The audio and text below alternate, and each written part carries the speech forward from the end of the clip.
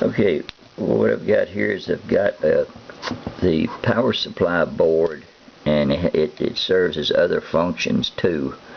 I ordered this machine off eBay, and I got it for $125, and I thought maybe I would go ahead and, you know, buy it, use it for parts, or maybe I could even fix it. When I first got it, turned it on, the only thing it was doing was the fan, and that was just a 110 volt fan, and that was when I was coming through the power switch. But when I pulled the case apart and got to looking at it, everything upstairs on the machine, the upper circuit boards, looked okay. It didn't have no issues with the FETs or the diodes or anything.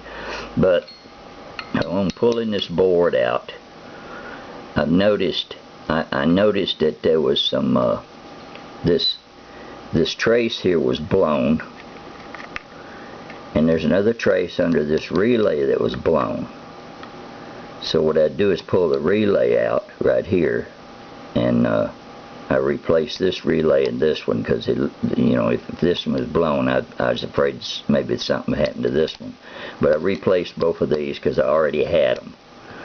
And this device right here is the line is connected to 110 volts here and here, and the system turns on through this relay, applying voltage off this trace here.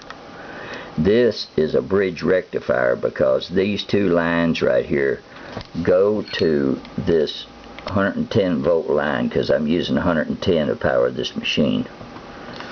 Well, this trace here was blown, that one was blown. This bridge rectifier was blown so bad you couldn't tell what it was. And so when I pulled it off, I seen a negative and a positive, and this going to AC. Then I knew that was a bridge rectifier. So it comes on up to this capacitor right here, and the capacitor checked out okay. And so it comes on down. What it does, it comes on down on the other side of the board. On the other side of the board, from that capacitor, it comes down, and it comes down through here. So when you look at the other side of the board, it comes through this capacitor and through this diode and to this component here. This is a MOSFET, an N-channel MOSFET, and before I even pulled that other board out, I guessed this was a N-channel MOSFET for the way it's hooked up here in this circuit. This chip right here, it controls pulse width modulation on this circuit. These two resistors and this connector here only supply power to the boards up in the top of the unit, so they don't have anything to do with it. But what I need to do is, of course, I had to pull this cap out right here to give me room to where I can get this in there when it comes. I ordered a bridge rectifier for this cap, already got that, and the N-channel MOSFET here, and this thing blew two resistors, one here and one here.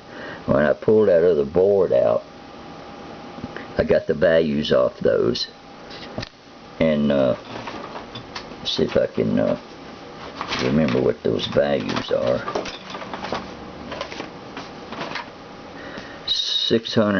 680 ohm a piece right here, and then the board, when I pulled out of there, it had an engineering upgrade with a 5K resistor from this diode to this first resistor right here.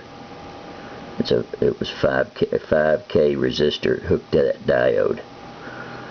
So, and this thing here also blew out the trace on the bottom side down here. So I had to repair that too. So when the parts come in, I'll put it in here and try it out, and then I'll take another video and let y'all know what's going on with the board, with this board here. Of course, that's a spark gap here. This stuff here, I checked it, I looked at it all, and it doesn't seem to be any issues with it. I look for the thing to work, I really do, because the only thing it damaged was this AC, was the AC line here, and it took out this bridge rectifier and then took out the FET. So that I think that's all the damage it was. And I called Simadre about this, and they will not tell you anything. They will not give you any schematics, won't sell you any schematics. They'll sell you this board for $120, but they won't give you any values to any resistors or anything. You're on your own. Okay, that's all. I'll let you know what happens here.